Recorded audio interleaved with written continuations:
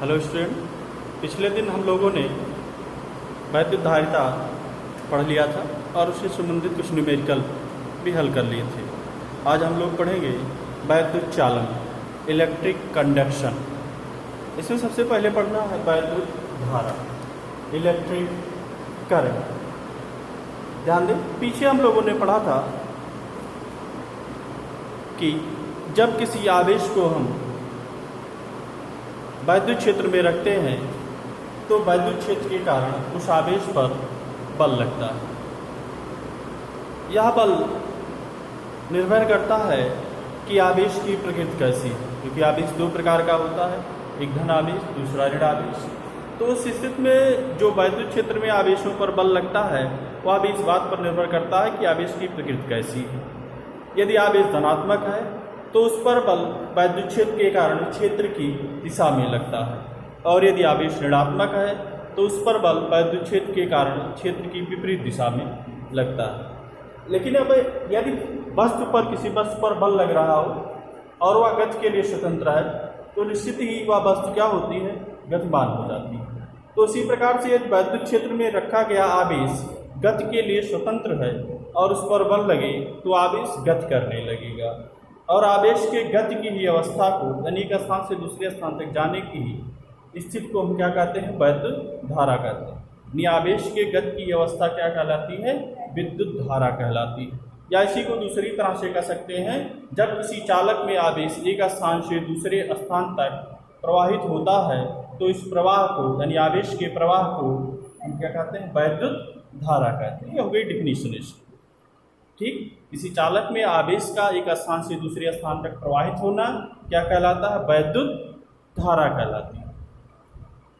अब वैद्युत धारा की माप की बात करें कि वैद्युत धारा मापी कैसे जाती है, तो किसी चालक में प्रति सेकंड, या कह सकते हैं किसी परिपथ में एक सेकंड में प्रवाहित आवेश की मात्रा उस परिपथ की वैद्युत धारा कहलाती है, या उस परिपथ की या उस चालक में वैद्युत धारा कहलाती है। तो इस तरह से किसी चालक में एक सेकंड में प्रवाहित आवेश की मात्रा को हम क्या कहते हैं, उस चालक में धारा कहते हैं, या परिपथ है तो उस परिपथ की धारा कहते हैं। अब यदि किसी परिपथ में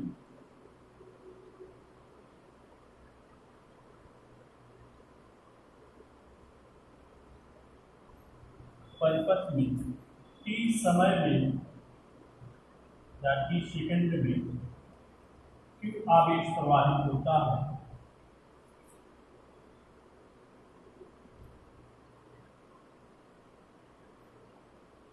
तब परिपथ में धारा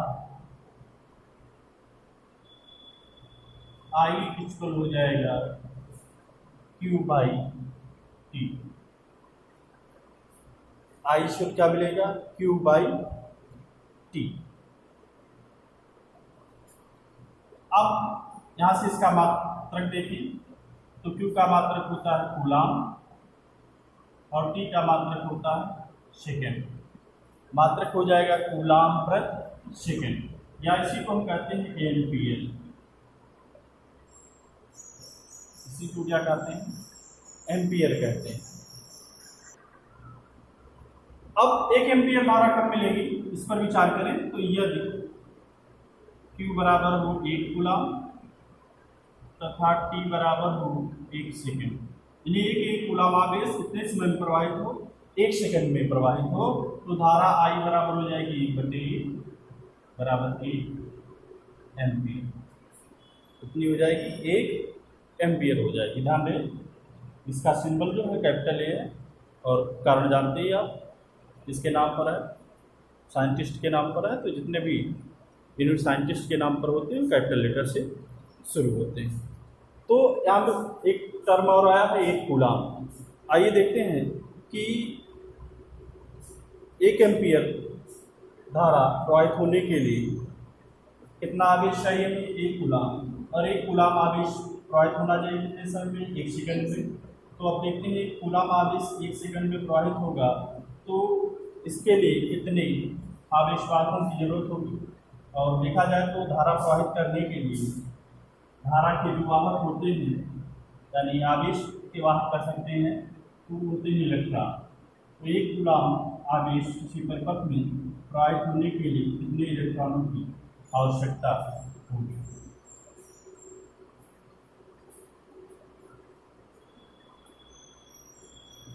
अब चूंकि 1 इलेक्ट्रॉन पर आवेश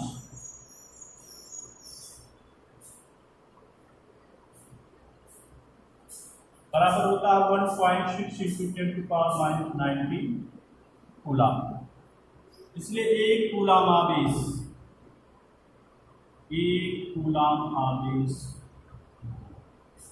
इसके लिए देखना कितने इलेक्ट्रॉन पर होगा। तो क्या किया जाए, इससे भाग दीजिए इसमें 1 में, तो ये हो जाएगा 1/1.6 × 10⁻⁹। ये ऊपर चला गया, पॉजिटिव हो गया 1 × 10⁻19/1.6।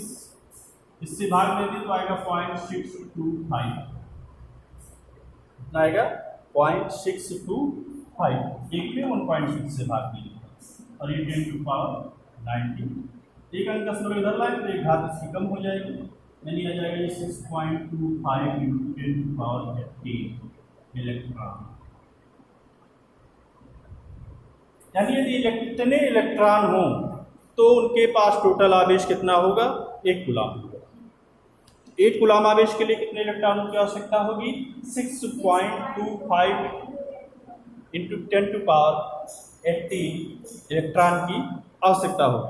अब हमें देखना है कि किसी परिपथ में 1 कूलम आवेश प्रवाहित होता है प्रति सेकंड, तो धारा कितनी बहती है, 1 एम्पीयर धारा। अब 1 एम्पीयर धारा बह रही है किसी परिपथ में, तो उस स्थिति में उससे कितने इलेक्ट्रॉन निकल रहे होंगे। तो कितने इलेक्ट्रॉन निकल रहे होंगे, उससे 6.25 × 10⁻18 इलेक्ट्रॉन। कैसे, ध्यान दें, 1 एम्पीयर एक धारा बह रही है तो होता क्या उससे, यदि किसी परिपथ में 1 एम्पीयर की धारा बह रही है तो इसका सीधा सा तात्पर्य है कि उस स्थिति में इतने इलेक्ट्रॉन 6.25 × 10⁻18 इलेक्ट्रॉन एक सिरे से प्रवेश कर रहे हैं और दूसरे सिरे से निकल रहे हैं। कितने समय में, 1 सेकंड। ऐसा नहीं कि बह रहे हैं, चालक के एक सिरे से कितने इलेक्ट्रॉन प्रवेश कर रहे हैं, 6.25 × 10⁻18 इलेक्ट्रॉन एक सिरे से प्रवेश कर रहे हैं और दूसरे सिरे से निकल जा रहे हैं उतने ही इलेक्ट्रॉन। कितने समय में, 1 सेकंड में। तो उस चालक में से बहने वाली धारा 1 एम्पीयर होगी। अब देखिए ये कौन सी राशि है धारा, तो धारा एक अदिश राशि। कौन सी राशि, अदिश राशि। ये सदिश राशि नहीं है, हमेशा अदिश राशि है, स्केलर क्वांटिटी। इसका उदाहरण भी देखा होगा आपने, क्योंकि वेक्टर युग के नियम का पालन नहीं करता। जैसे एक वायर इधर से आ रहा हो, एक वायर इधर से आ रहा हो, इधर से 3 एम्पीयर धारा आ रही है, इसलिए 2 एम्पीयर। यहाँ जोड़ दें वायर को, इधर टोटल धारा आपको 5 एम्पीयर। इस बात पर निर्भर करता है कि एंगल यहाँ कितना है या डायरेक्शन क्या है। तो इस तथ्य से पता चलता है कि वैद्युत धारा एक अदिश राशि। आगे देखते हैं हम। आगे आपको पढ़ना है धात्विक चालक में वैद्युत आवेशों का प्रवाह। इसमें सबसे पहले हम देख लेंगे वैद्युत चालन का मुक्त इलेक्ट्रॉन मॉडल। आइए सबसे पहले हम ठोसों की बात करेंगे और ठोसों के लिए भी देखेंगे वैद्युत चालन का मुक्त इलेक्ट्रॉन मॉडल। ठीक, क्योंकि मुक्त इलेक्ट्रॉनों द्वारा जो आवेश का प्रवाह होता है वह सिर्फ ठोसों में होता है। अन्य पदार्थों में, गैस में या कह सकते हैं द्रव में, वहाँ जो है आवेश का प्रवाह और अन्य कारकों के द्वारा भी होता है। सिर्फ ठोसों में जो वैद्युत चालन होता है वो मुक्त इलेक्ट्रॉन मॉडल के आधार पर समझा जा सकता है। अब ठोसों में देखें तो सभी धातुएं जो होती हैं वह विद्युत की सुचालक होती हैं और इसको हम इलेक्ट्रॉन सिद्धांत द्वारा समझ सकते हैं। इलेक्ट्रॉन सिद्धांत, प्रमाण मॉडल जो आपने पढ़ा इलेक्ट्रॉन सिद्धांत का, उसके अनुसार इसको हम समझ सकते हैं। बात करें जो है पदार्थ की, तो आप जानते हैं कि पदार्थ जो छोटे छोटे कणों से मिलकर बना है, जिन्हें हम क्या कहते हैं, अणु कहते हैं। और अणु किससे मिलकर बने होते हैं, परमाणु। ठीक, अब परमाणु संरचना की बात करें तो परमाणु संरचना में बीच में क्या पाया जाता है, नाभिक पाया जाता है। नाभिक में क्या पाए जाते हैं, प्रोटॉन और न्यूट्रॉन। ठीक, और इलेक्ट्रॉन इसके चारों तरफ बंद कक्षाओं में क्या करते हैं, चक्कर लगाते हैं। ऐसे विभिन्न कक्षाओं में क्या करते हैं, चक्कर लगाते हैं। इस तरह से। अब इलेक्ट्रॉन और नाभिक के संबंध की बात की जाए तो जो इलेक्ट्रॉन नाभिक के समीप की कक्षा में होता है उस पर नाभिक द्वारा, या सभी कक्षाओं पर कर सकते हैं, नाभिक द्वारा एक बल लगाया जाता है। कैसा बल? आकर्षण का बल। जो इलेक्ट्रॉन नाभिक की सबसे समीप की कक्षा में होता है उस पर यह आकर्षण बल सबसे अधिक होता है, और जो नाभिक और इलेक्ट्रॉन की कक्षा की दूरी बढ़ती जाती है धीरे धीरे आकर्षण बल कम होता जाता है। अब इस तरह से देखें तो जो सबसे कम आकर्षण बल होगा नाभिक और इलेक्ट्रॉन के बीच, उस इलेक्ट्रॉन पर सबसे कम आकर्षण बल होगा जो नाभिक से सबसे बाहरी कक्षा में, या परमाणु में कह सकते हैं सबसे बाहरी कक्षा में, आउटर शेल में है, उस पर लगने वाला यह अट्रैक्शन फोर्स सबसे कम है। ठीक, ये सभी जो है ठोसों या सभी पदार्थों की बात है, ठोस द्रव गैस सबके लिए लागू होता है। लेकिन अब हमें बात करनी है ठोसों की, और ठोसों में खास करके इसके लिए हमें धातुओं का देखना है। अब धातु की बात करें तो धातुओं के बीच जो नाभिक और आउटर मोस्ट शेल में जो इलेक्ट्रॉन होता है, यहाँ जो आकर्षण बल होता है ये बहुत कम होता है, लगभग नगण्य के बराबर होता है। यह बल बहुत कम होता है, इसमें धातुओं के बीच, धातुओं के नाभिक और आउटर मोस्ट शेल में जो इलेक्ट्रॉन होते हैं उनके बीच यह आकर्षण बल नगण्य होता है। और वैसे भी जो आप केमिस्ट्री में पढ़ते आए कि आउटर मोस्ट शेल का इलेक्ट्रॉन कैसा कहलाता है? संयोगी इलेक्ट्रॉन कहलाता है। ठीक, लेकिन धातु की बात की जाए तो ये बल बहुत कम होता है। अब यदि धातु के उस परमाणु को या अणु को कहीं से थोड़ी सी भी ऊष्मा मिल जाती है, तो थोड़ी सी ऊष्मा यानी कह सकते हैं ऊर्जा मिल गई कहीं से, तो वह इलेक्ट्रॉन क्या होता है, जो आउटर मोस्ट शेल का इलेक्ट्रॉन है वह परमाणु से अलग हो जाता है। ठीक, और परमाणु से अलग होकर करता क्या है कि वह उस पदार्थ के अंदर ही, ऐसा नहीं परमाणु से अलग हो गया तो पदार्थ को छोड़कर पलायन कर जाएगा, परमाणु से तो अलग होगा। जैसे रेस्टर है, रेस्टर में इलेक्ट्रॉन किसी परमाणु से इलेक्ट्रॉन अलग हुआ, ये धातु नहीं वास्तव में, लेकिन धातु के लिए सपोज कर लिए धातु है, उस कंडीशन तो इलेक्ट्रॉन तो अलग हो गया, लेकिन अब ये इतनी ऊर्जा नहीं होती कि वह क्या करे कि इस धातु को छोड़कर ही बाहर निकल जाए, पलायन कर जाए। वो धातु को छोड़कर बाहर नहीं जा पाता, बल्कि इसके अंदर ही यादृच्छिक गति करने लगता है, यानी रैंडम मोशन करने लगता है, अनियमित गति करने लगता है, यानी उस पदार्थ के अंदर ही इधर उधर घूमने लगता है। और इसी इलेक्ट्रॉन को हम कहते हैं फ्री इलेक्ट्रॉन के नाम से जानते हैं। क्यों फ्री इलेक्ट्रॉन कहते हैं? क्योंकि यह क्या हुआ, मुक्त इलेक्ट्रॉन। मुक्त इलेक्ट्रॉन कहने के कारण क्या है कि ये परमाणु से अलग हो गया, मुक्त हो गया, इसीलिए इसको हम क्या कहते हैं, मुक्त इलेक्ट्रॉन कहते हैं। ठीक, अब किसी पदार्थ की जो चालकता है इन्हीं मुक्त इलेक्ट्रॉनों की संख्या पर निर्भर करती है। जिस पदार्थ में ये मुक्त इलेक्ट्रॉन ज़्यादा होंगे उसकी विद्युत चालकता ज़्यादा होगी, और जिस पदार्थ में इलेक्ट्रॉन कम होंगे उसकी विद्युत चालकता कम होगी, और जिसमें एकदम से नहीं होंगे, मुक्त इलेक्ट्रॉन पाए ही नहीं जाते होंगे, वह पदार्थ विद्युत का कुचालक होगा, या कह सकते हैं अचालक कहलाता है। ठीक, अब एक बात करें इनके गति की, इनके गति की नहीं, प्रति धातु की सीधे बात करें हम कि धातुओं में संख्या कितनी होती है, तो धातुओं में संख्या बहुत ज़्यादा होती है, करीब 10⁻29 प्रति मीटर, यानी 1 मीटर आयतन में कितने इलेक्ट्रॉन पाए जाते हैं, 10⁻29। अभी देखने में तो छोटा है 10⁻29 लिखने में, लेकिन यदि 10 के बाद लिखा जाए, 1 के बाद 29 जीरो लिखना होगा और बहुत बड़ी संख्या आएगी। वैसे पढ़ना इसको जोड़ा, यदि इकाई जाए सैकड़ा में पढ़ेंगे तो पढ़ना बहुत मुश्किल हो जाएगा। तो ये तो देखने में सब बस छोटी लग रही संख्या, लेकिन है वास्तव में बहुत बड़ी संख्या, इतने इलेक्ट्रॉन होते हैं। अब इस आधार पर, मुक्त इलेक्ट्रॉनों के आधार पर देखें तो चालकता किसकी सबसे ज़्यादा होती है, तो सबसे ज़्यादा चालक जो पदार्थ है, सबसे ज़्यादा संख्या कह सकते हैं जिसमें पाई जाती है, वो चांदी। चांदी में प्रति मीटर क्यूब में मुक्त इलेक्ट्रॉनों की संख्या सबसे ज़्यादा होती है, और यही कारण है कि चांदी जो है विद्युत का सबसे अच्छा सुचालक माना जाता है। ठीक, उसके बाद नंबर है तांबा, यानी चांदी के बाद तांबा, तांबा के बाद सोना, सोना के बाद एल्युमिनियम। ठीक, यानी यदि आप चाहते हैं कि कोई सबसे अच्छा सुचालक लें तो उसके लिए आपको चांदी वायर यूज करना होगा। लेकिन अब चांदी के वायर बनाना थोड़ा बहुत महंगा है, इसलिए ज़्यादातर चांदी के वायर नहीं यूज होते। फिर बात आती है तांबा की। तांबा के भी वायर थोड़ा महंगे पड़ते हैं। सोना की तो बात ही मत की जाए, सबसे महंगा पड़ेगा। इसीलिए ज़्यादातर वायर जो उससे के बाद का पदार्थ है एल्युमिनियम, उसके यूज किए जाते हैं। अब आइए आगे इसी पर और विचार करते हैं हम लोग। आगे ध्यान दें।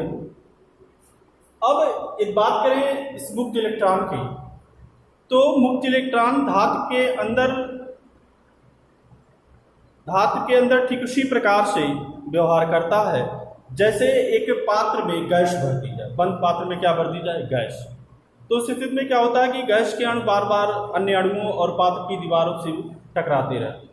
ठीक उसी प्रकार से इलेक्ट्रॉन भी, जो मुक्त इलेक्ट्रॉन होता है आपका, वह धातु के अंदर अनियमित गति करता रहता है एक उच्च ऊष्मीय वेग से, और ये ऊष्मीय वेग होता है करीब 10⁵ मीटर पर सेकंड के वेग से इधर उधर अनियमित गति करता रहता है, और बार बार इलेक्ट्रॉनों और धातु के अंदर जो परमाणु हैं या आयन हैं, धन आयन जिन्हें कहते हैं, उनसे बार बार ये टकराता रहता है। अब बात करें कि परमाणु के अंदर धन आयन कहाँ से आ गया, तो अभी देखा धातु के अंदर से कुछ अणु परमाणुओं से इलेक्ट्रॉन क्या हुए थे? अलग हो गए थे, और जिन परमाणुओं से इलेक्ट्रॉन अलग हुआ होगा उस पर धनावेश आ गया होगा, इसीलिए उनको अब परमाणु न कहकर क्या कहा जाए?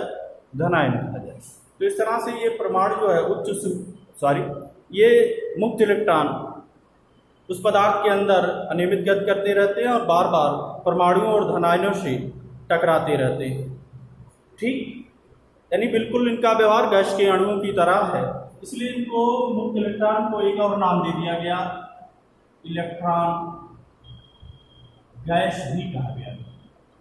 गैस की तरह व्यवहार होने के कारण इनको क्या कहा गया? इलेक्ट्रॉन गैस कहा गया।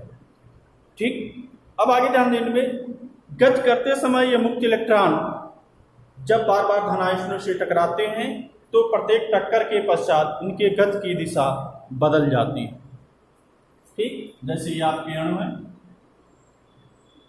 और कोई इलेक्ट्रॉन जा रहा तो टकराएगा, फिर गति की दिशा बदल जाएगी, फिर टकराएगा, फिर गति की दिशा बदल जाएगी, फिर टक्कर होगी तो गति की दिशा बदलती रहती है इस तरह से। ठीक, और किन्हीं दो टक्करों के बीच का जो समय है, जो दूरी है किन्हीं दो टक्करों के बीच की, यहाँ से आकर, इसको कहते हैं मुक्त पथ। क्या कहते हैं इसको? मुक्त पथ कहते हैं, फ्री पाथ कहते हैं। ठीक, और ऐसे भी सभी फ्री पाथों का क्या ले लिया जाए? औसत ले लिया जाए। एक यहाँ मिला, दूसरा यहाँ मिला, तीसरा यहाँ मिला, इन सब का क्या ले लिया जाए? एवरेज ले लिया जाए। तो इसी को कहते हैं माध्य मुक्त पथ कहते हैं। एवरेज मीन फ्री, एवरेज नहीं, एवरेज फ्री पाथ कहें या मीन फ्री पाथ कहें, माध्य मुक्त पथ कहते हैं। ठीक, तो अब ध्यान दें, माध्य मुक्त पथ किसे कहते हैं? किसी मुक्त इलेक्ट्रॉन द्वारा दो क्रमागत टक्करों के बीच चली गई माध्य दूरी क्या कहते हैं? इलेक्ट्रॉन का माध्य मुक्त पथ कहते हैं। ठीक, इसी मुक्त इलेक्ट्रॉन द्वारा दो क्रमागत टक्करों के बीच चली गई माध्य दूरी कैसे मिलेगी? सबकी दूरियों का क्या लेना है? औसत लेना है। तो माध्य दूरी को ही हम क्या कहते हैं? माध्य मुक्त पथ के नाम से जानते हैं।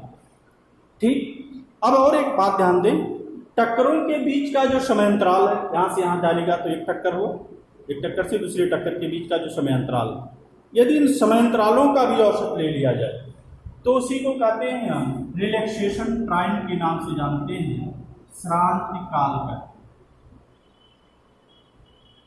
क्या कहते हैं? श्रांति काल कहते हैं इसको।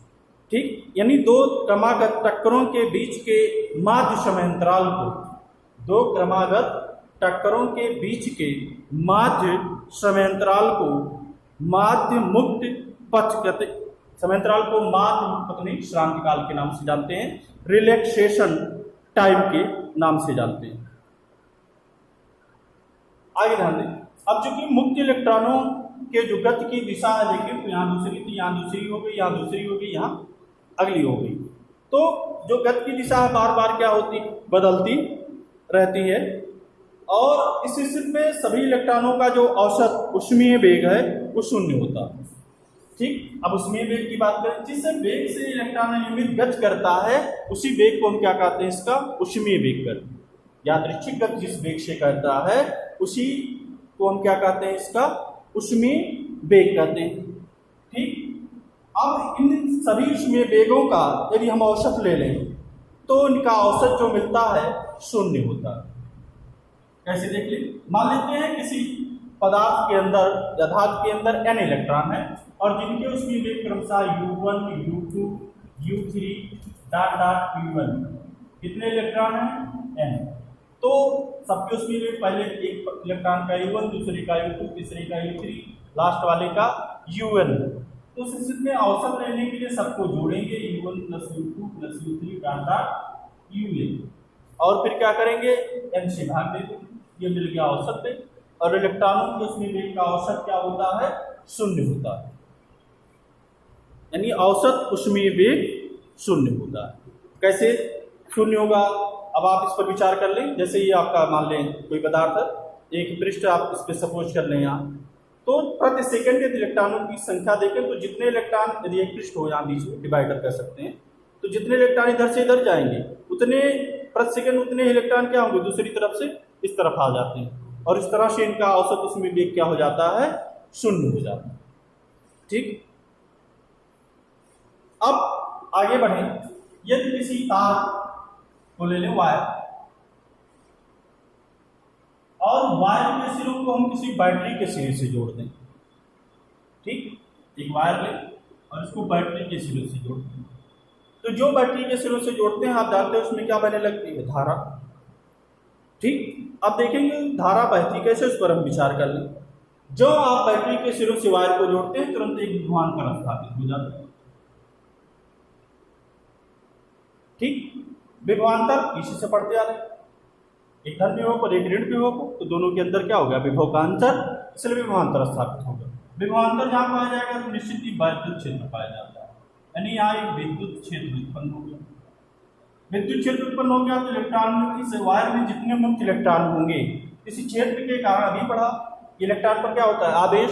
आवेश कहाँ स्थित है, विद्युत क्षेत्र में, और यदि आवेश विद्युत क्षेत्र में स्थित है तो उस पर क्या लगेगा, बल लगता है, यानी तार के अंदर स्थित मुक्त इलेक्ट्रॉनों पर बल लगेगा। मुक्त इलेक्ट्रॉन पर क्या लगेगा, बल लगेगा। अब यदि किसी वस्तु पर बल लगता है तो बल के कारण क्या पाया जाता है, उसमें त्वरण, तो निश्चित ही इलेक्ट्रॉन पर क्या लगेगा, त्वरण।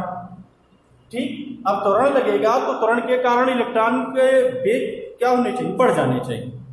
किस दिशा में, विद्युत क्षेत्र की दिशा में इलेक्ट्रॉन का वेग बढ़ जाना चाहिए। ठीक, किसके कारण, बल के कारण। बल के कारण क्या उत्पन्न होगा, त्वरण, और त्वरण के कारण क्या होना चाहिए कि इलेक्ट्रॉन का वेग, उसमें वेग बढ़ जाना चाहिए, किस दिशा में, विद्युत क्षेत्र की दिशा। लेकिन ऐसा होता नहीं, विद्युत क्षेत्र की दिशा में उसका वेग बढ़ता नहीं।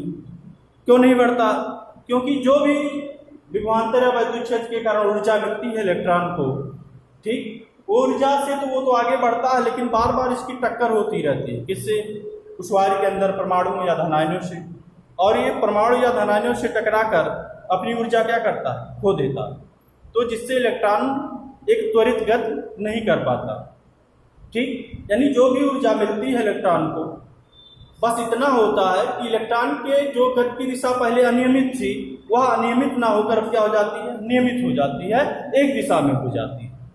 ठीक, तो इस तरह से कह सकते हैं बैटरी द्वारा दी गई ऊर्जा इलेक्ट्रॉनों के वेग को त्वरित गति प्रदान नहीं कर पाता, बल्कि वह उन्हें तार की लंबाई के अनुदिश एक नियमित वेग प्रदान कर देता है। कहां से कहां, उच्च विभव वाले सिरे से निम्न विभव, जो है तार की लंबाई के अनुदिश, उच्च विभव वाले से निम्न नहीं, निम्न विभव से उच्च विभव वाले सिरे की, या सीधे लिख सकते हैं उच्च विभव वाले सिरे की एक नियमित वेग या एक सूक्ष्म नियत वेग प्रदान करता है। और इसी सूक्ष्म नियत वेग को हम कहते हैं अपवाह वेग के नाम से जानते हैं। कौन सा वेग, अपवाह वेग कहते हैं इसको। ठीक, या इसको अनुगमन वेग के नाम से जानते हैं। अपवाह वेग कहें या अनुगमन वेग के नाम से जानते हैं। और ये वेग कहाँ किस पर आरोपित होता है, उसी उष्मीय वेग पर आरोपित हो जाता है जिस उष्मीय वेग से इलेक्ट्रॉन अनियमित गति कर रहा है। तो अब ध्यान दें क्या होता है कि बैटरी का जो विभवांतर होता है इलेक्ट्रॉनों को त्वरित गति प्रदान नहीं कर पाता, बल्कि वह इन्हें तार की लंबाई के अंदिश उच्च विभव वाले सिरे की ओर एक सूक्ष्म नियत वेग प्रदान करता है जो इलेक्ट्रॉनों के ऊष्मीय वेग पर आरोपित होता है, और इसी वेग को अपवाह वेग या अनुगमन वेग कहते हैं। अपवाह नहीं, उसे शुद्ध नाम देखें तो अपवाह कह सकते हैं। ठीक है, तो इस वेग को क्या कहते हैं, अपवाह वेग कहते हैं। और इसकी दिशा क्या होती है, इलेक्ट्रॉनों के या सदैव वैद्युत क्षेत्र के विपरीत दिशा में होती है। यानी यदि बैटरी से जोड़ा गया है तो किस सिरे से किस सिरे की ओर, ऋण टर्मिनल से धन टर्मिनल की ओर। तो इस तरह से क्या होता है कि तार में एक नियमित सूक्ष्म वेग से क्या होते हैं, इलेक्ट्रॉन प्रवाहित होने लगते हैं और तार में विद्युत धारा बहने लगती है। अब ये किसी तार में एक स्थान से दूसरे स्थान तक t समय में n इलेक्ट्रॉन प्रवाहित हो रहे हैं, तो टोटल प्रवाहित आवेश Q बराबर हो जाएगा कितने इलेक्ट्रॉन प्रवाहित हो रहे हैं n, और एक इलेक्ट्रॉन पर आवेश कितना t, तो Q बराबर क्या मिल जाएगा Na। और उससे सीधे धारा I बराबर क्या होती है Q बाई T। Q का मान यहाँ से रख दें तो क्या मिल जाएगा Ne बाई T।